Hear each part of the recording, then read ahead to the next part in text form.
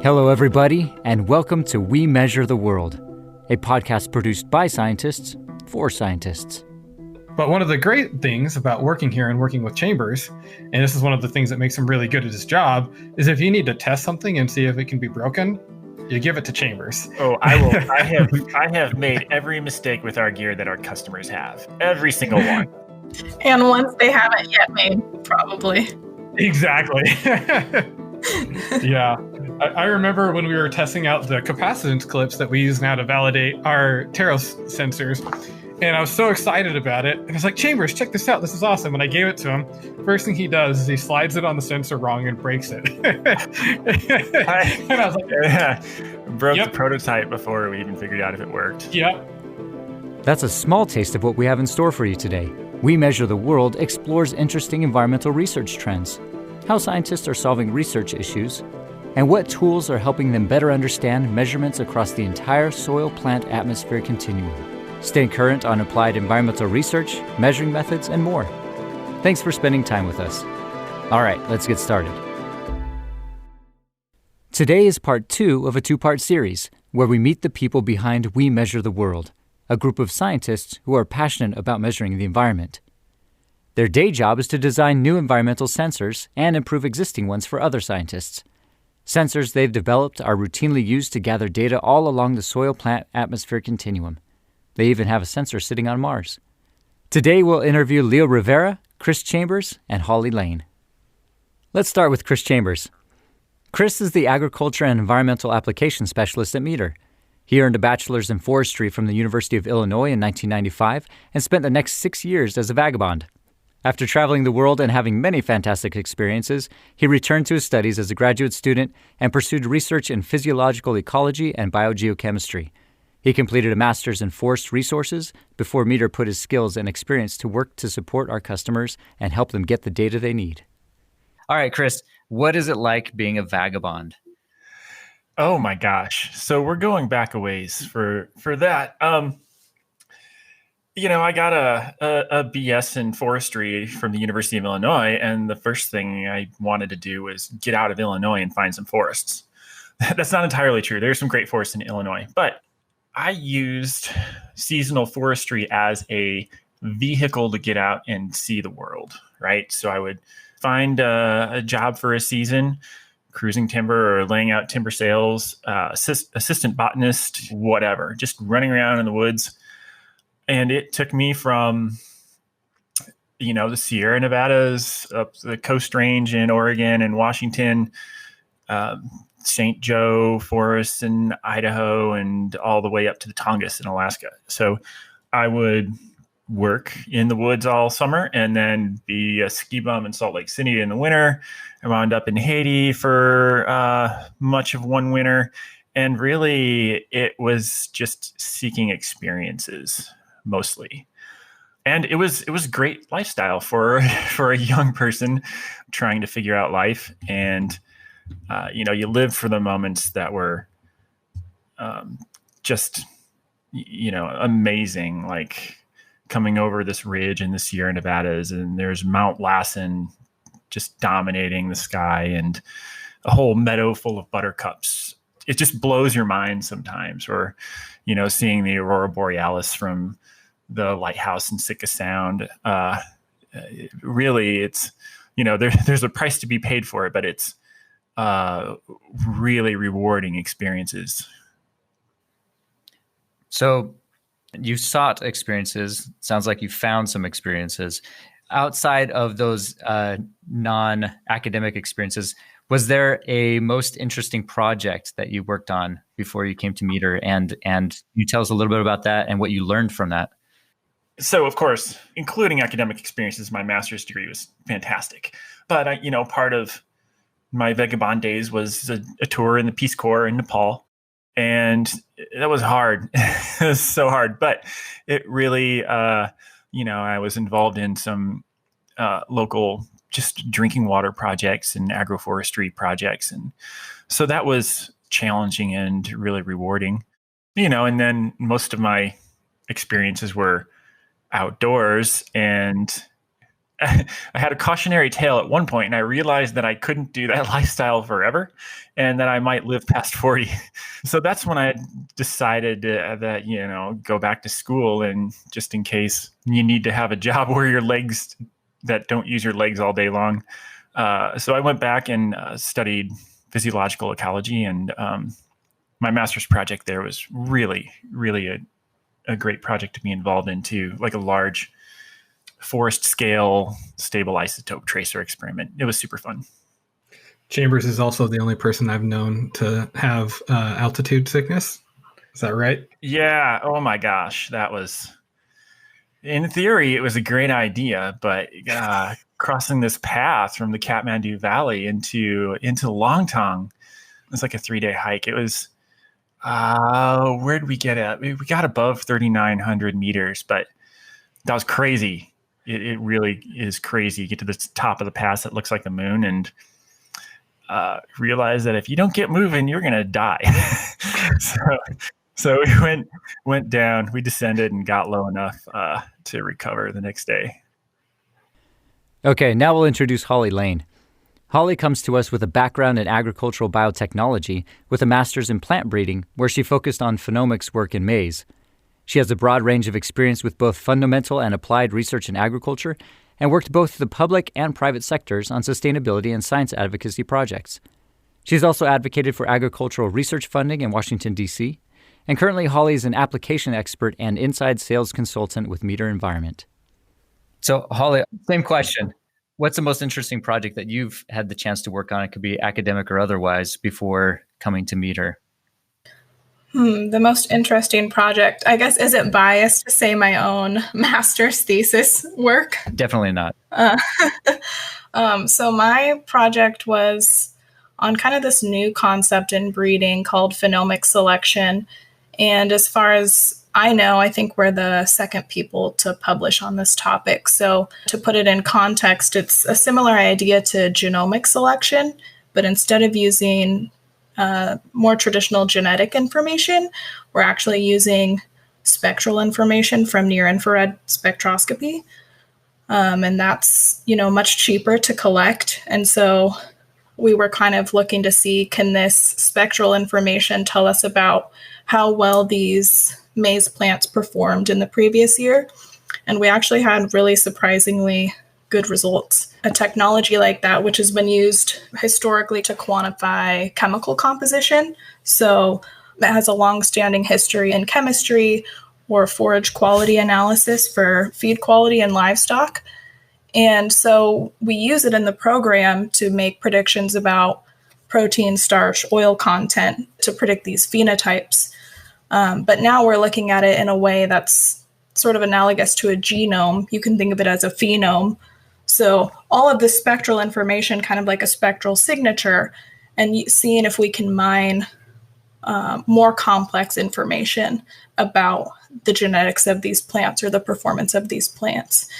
And one of the things I think is really exciting is that you don't need genetic information to use this technology. And so crops that aren't like corn, that haven't had all this money and resources put towards genotyping, could potentially use a technology like this. So those so-called orphan crops, right? So I've been talking to one of my colleagues at Washington State. He's working on quinoa, and they have all this near-infrared information, and they're kind of building a genetic database. But I think something like that might be a really good candidate for this because they don't have the genetic resources available that something like corn does. But this kind of technology could really benefit them. So it's still very much proof of concept, but it was really interesting to work on a project that was so new, right? Because there's so much opportunity for this technology to advance and to benefit breeding programs. How did you find plant breeding, Holly? Was it just, this is what I want to do when you were 6 years old, or how did you get on that path?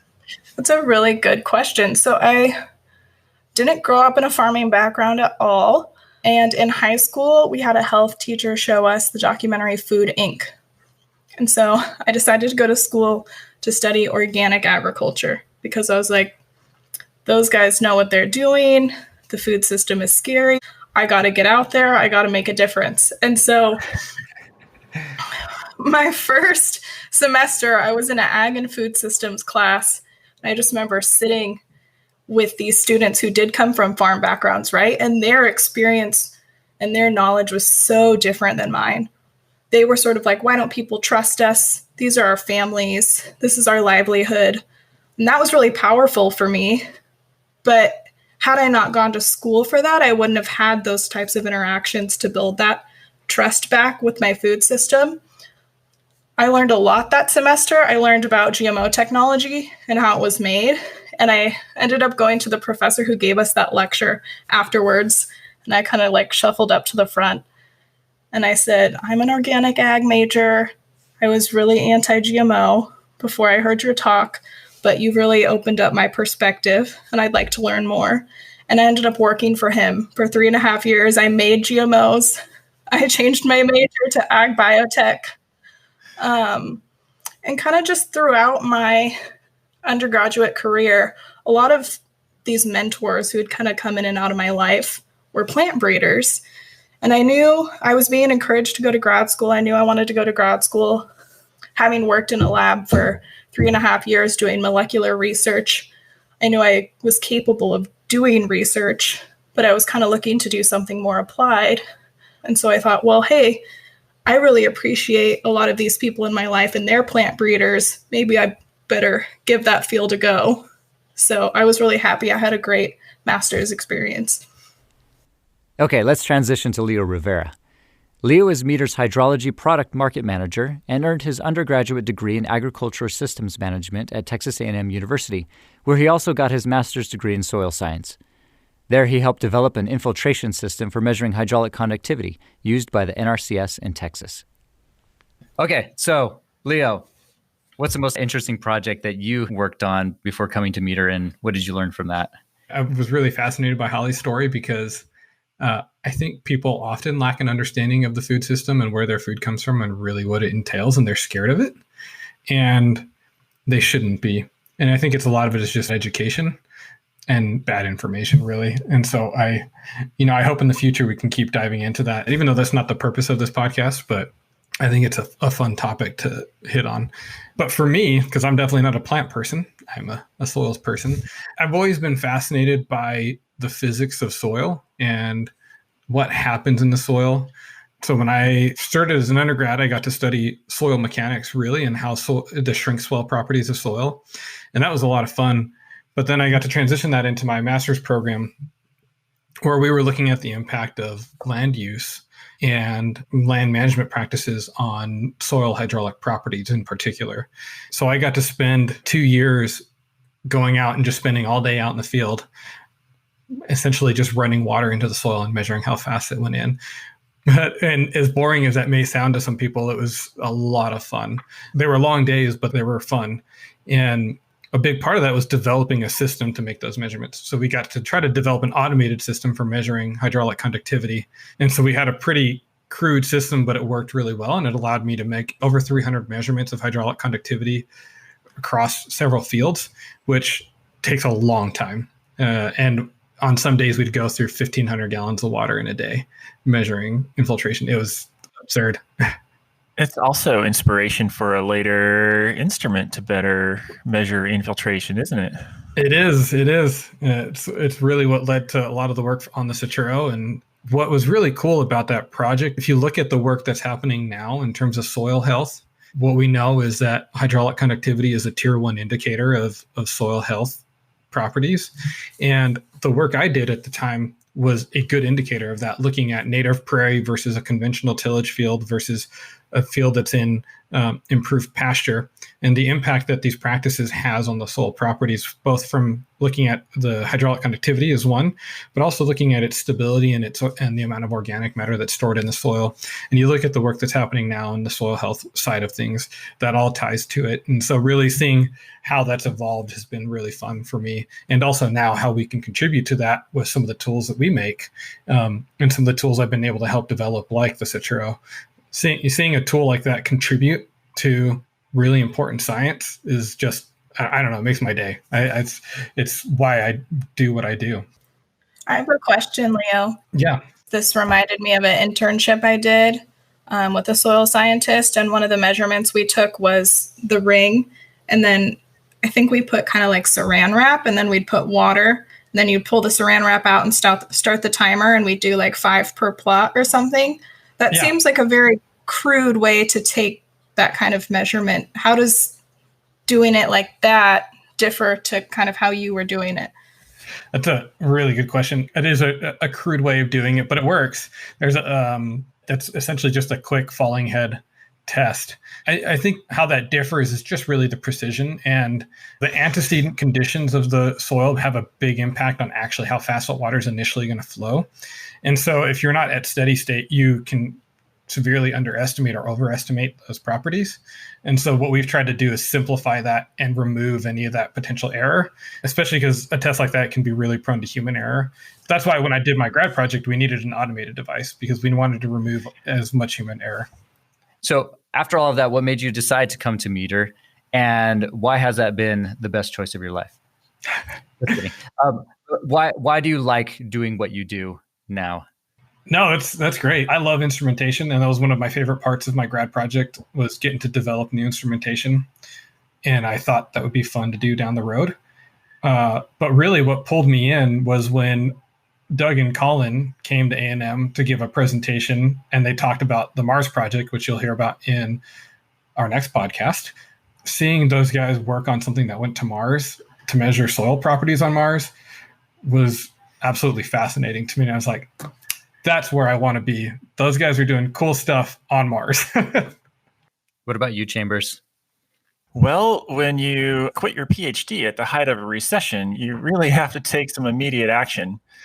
No, all seriousness though, I had taken environmental biophysics with Colin and Doug. It was one of the most fabulous courses I've ever taken. The other fabulous courses I've ever taken, Plant Anatomy by Vince Franceschi. But anyway, I was really impressed with a group of people. And at first, I wasn't sure if I could do customer service. What do I know about customer service? You know, at the time, I was a scientist. And you want me to talk to people all day long? How's that going to work out? But all the training and the education, the projects that I did have and my teaching experience when I was, through my master's degree and through my time as a PhD candidate, that was all really valuable. And I realized that I'm just helping other people make their projects succeed. So yeah, I wasn't sure how it was going to work out at first, but a lot of good things just kind of fell into place. And Holly, you're the newest one of the bunch here.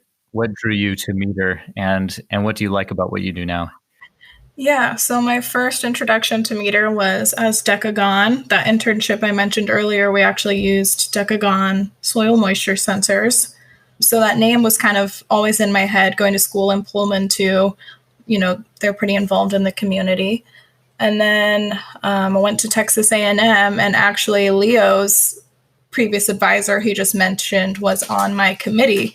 So she introduced us at the Tri-Societies meeting in San Antonio. I think I had sent my resume over. I was kind of interested in working for y'all. And then I got a call right after I had graduated. I didn't know where I was going to go or what I was going to do.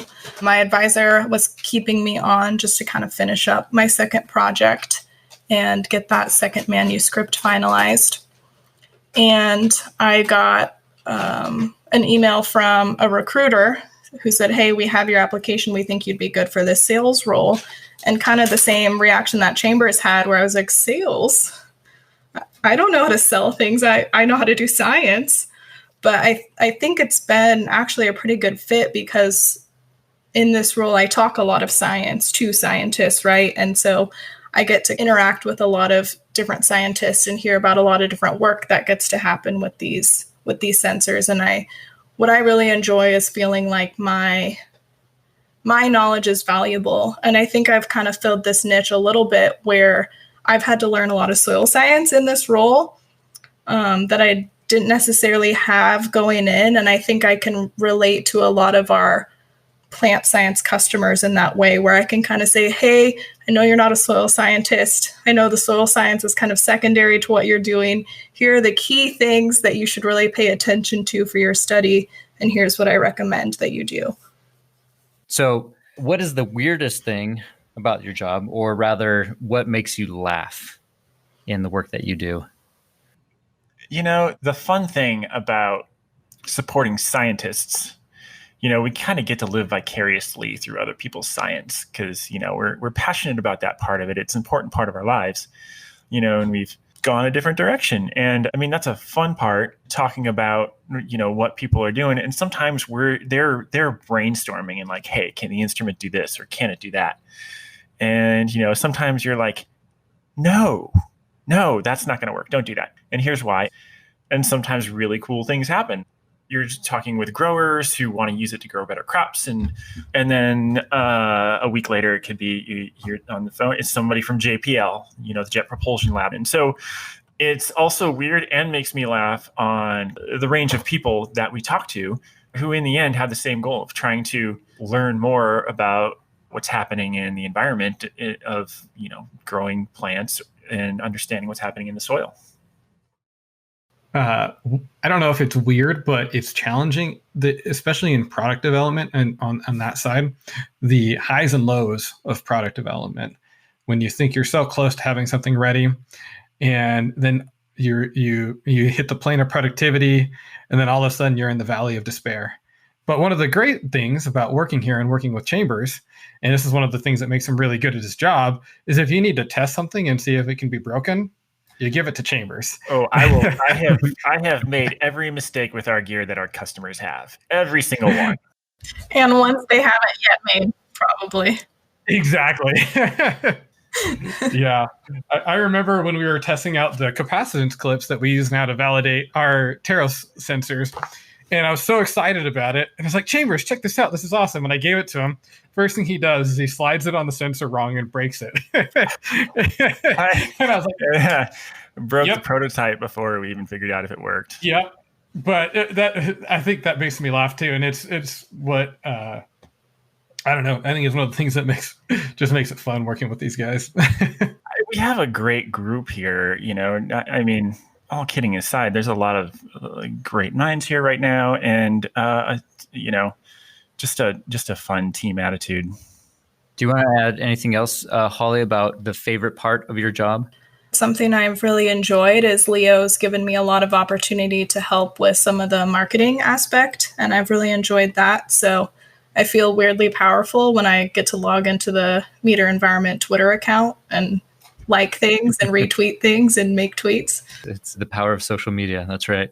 Yeah. And I think making sure good science is happening and empowering scientists and helping scientists troubleshoot their own research and making sure that they're getting the best data possible. I think that's always really exciting. Oh, yeah. And like Holly, you probably get this one once in a while, too. And when you're having a chat about before they purchase the equipment and it's like, we have exactly what you need to do this research. That's always really fun, too. That's the best. Yes. Yeah. How has being a scientist kind of changed your view on the world? I think just the ability to stay curious and to question things, but to question things in a way that you're open to hearing that answer, right? So if you're presented with new information about something, to be open and say, oh, I have new information now. I can change my opinion or think about something differently. I feel like it's taught me to be, I don't like to use the word skeptical. I feel like it's more so taught me to try to better understand the process and be more critical. And at the same time, when new data is presented, let's look at it and see, what does that really mean? But it's also taught me to be open, I think, or just have a more open mind to things. Data, interpreting data, how to look at data, how to, especially if someone's telling you a story or present a conclusion, it's like, okay, are they making the right assumptions about their data? Are they presenting some bias that isn't supported by the data? that's really where science and statistics kind of allowed me to grow quite a bit, is just learning how to compile and look at data and ask the right questions about the data. To add to that, as a scientist, I've had to learn, sometimes the data is going to tell you what you don't want to hear. Sometimes you go into a project with a hypothesis, and when your hypothesis gets disproven, or you're just not seeing what you really wanted to see out of it, you got to accept it. Don't force the data to tell you something that it's not. And I think when I want something to be successful, or I have an idea that this is what I believe it's this way, and when you're wrong, learning to accept that, I think, has been really important. Science teaches you how to have perseverance in that way, right? Because things go wrong more often than they go right a lot of the times in research. Was there anything in your experiences as children or growing up that helped really pique your interest in science? Or do you have any recommendations for parents or science teachers? I'm not asking you to give parent advice. I'd be the worst at that. I think exposure is one of the best things you could do, and especially for environmental science or a natural science, because it's a long story about why I chose to do a forestry degree in an Illinois school. But, it could be shortened by, I grew up in a place where, I spent a lot of time in a Christmas tree farm. I worked at one for a while, and it was, next to the Illinois River, and it really got me outside all day. And the person who owned it opened some possibilities for me. And many years later, I just had something to build on after that. So I think exposure and new experiences that get people to think about the environment that they're in. I think just even from a young age, I was always very curious. My mom would say that I would ask, how come, to everything. And I think that was encouraged. And, I would get answers to things, and I would keep asking questions, and I would keep getting answers. And so I think even throughout high school and undergrad, just always asking those questions, but having mentors who were willing to answer my questions and to foster that curiosity and to let me chase down those answers on my own, I think kind of groomed me to be a really good scientist. I think I took something away from my mom. When I was a kid, I was always fascinated by how things worked. And so that meant I took a lot of things apart and didn't always put them back together properly. But, my mom never got mad. She always it's a natural process. Kids are curious. And when you try to stop that, you're going to stifle that. And sometimes it can be really frustrating when those things happen, or when your kid's taking apart your radio or whatever. But understanding the process they're trying to learn and instilling that. And then if you're really worried about it, find activities. I love taking our son to the different science centers around and the activity centers, because it's a great way for them to learn about processes and explore that curiosity in a way that might not be so damaging to your personal property. What do you guys think is the role of science in policymaking?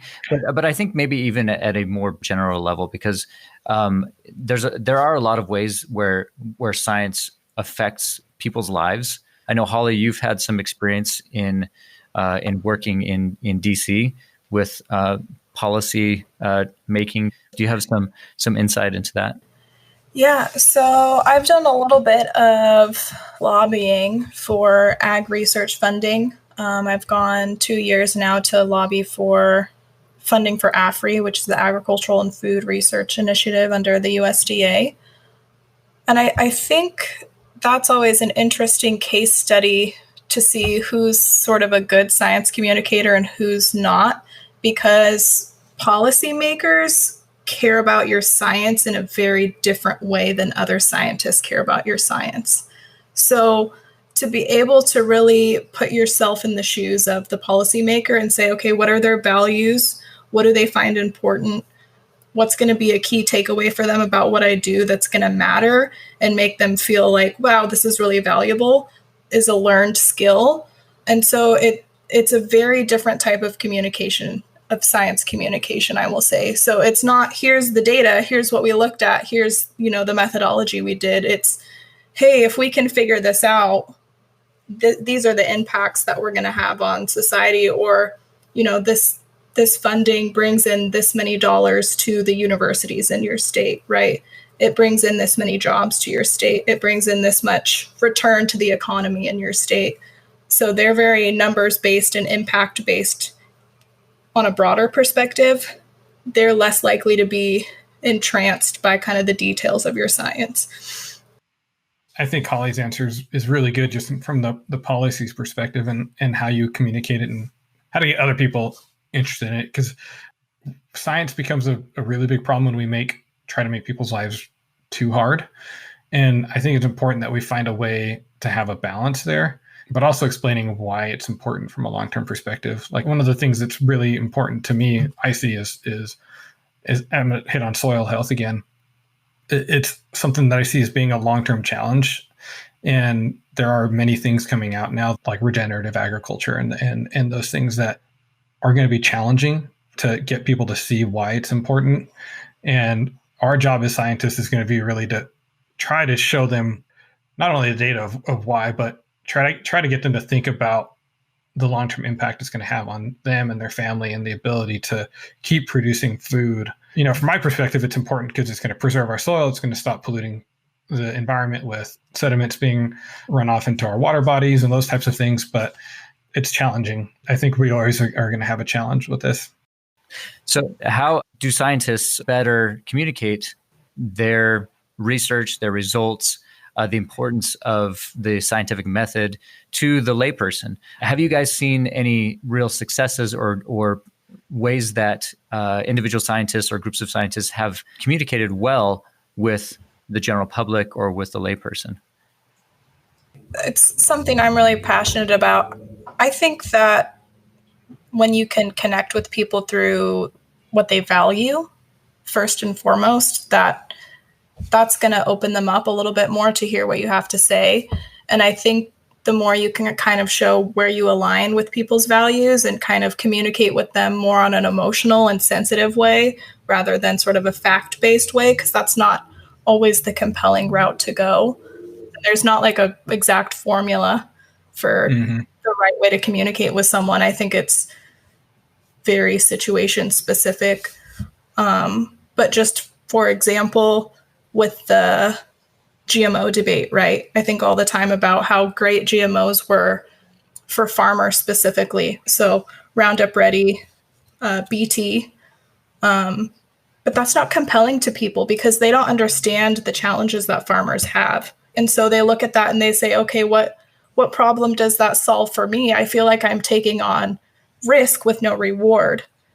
But if you change the narrative and you say, well, we use GMOs to make insulin for people so that there's no risk of allergies and we don't have to harvest insulin from animals. We use GMOs to make the flavoring in plant-based meats. That's something that resonates with a lot of people. I think you kind of have to spin the narrative, and not in a way that's disingenuous, but in a way that's like, hey, this solves your issues too. It's not high risk, no reward. It's low risk, high reward for all of us. And I also think that the way we take in information now has changed quite a bit just with technology, and trying to use the types of tools that we have now to present that information in a more digestible fashion is really important to get it down to a level that somebody can understand. But I definitely think, what Holly said, and you really need to tie it to something that they're going to resonate with. If not, you're just going to lose them. Well spoken, guys. It is tough though. And I do like the word translate because a lot of times it is as if scientists are speaking a different language, even between fields, even within fields. You're using all sorts of jargon where you can really be talking past people, and you have to find that way to translate what you know and what you've been working on into that language. And Holly, I like what you said about trying to find people's values and really trying to find those commonalities that you can communicate across. That's my 2 cents, and I will move on. If you could choose one question about the physical world to know the answer to, what would that be? What is the biggest knowledge gap that we have right now in our understanding of the physical world?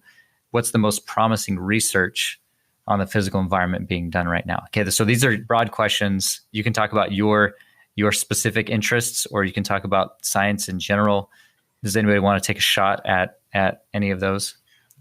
I think I'm just going to talk about soil health again because it's a topic that I actually really enjoy. But I see the work that's being done there to connect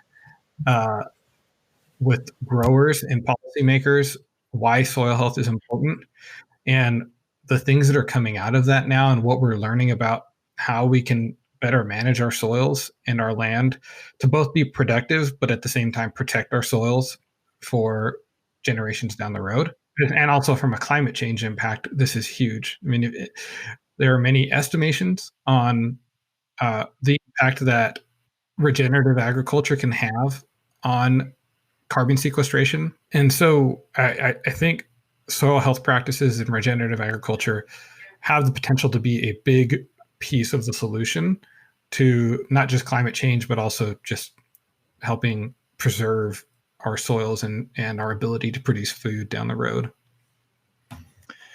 I want to know what the human carrying capacity of Earth can be. I mean, that's a super hard one to get at because of technological advances and things like GMOs that make us able to grow more food on a smaller area. But that's at some point there's a theoretical carrying capacity, and where is that? What it's not ever growing. I think too, the exciting thing about that kind of work is it's increasingly interdisciplinary, right? So that's going to require plant scientists, soil scientists, data scientists. I think more than ever, scientists from different fields are working together. And I think that's a really exciting place to be. Okay, our time's up for today.